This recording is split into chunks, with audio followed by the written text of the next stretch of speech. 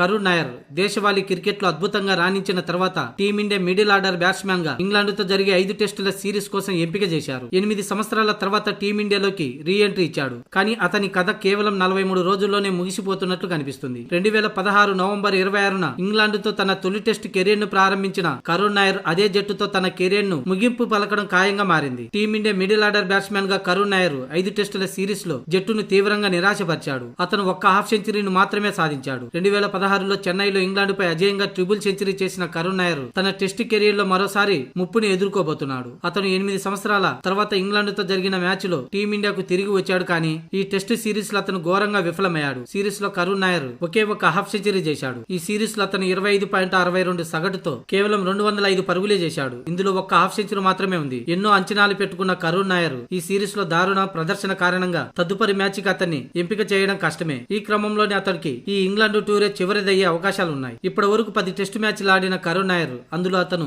15 innings లో 579 పరుగులు చేశాడు.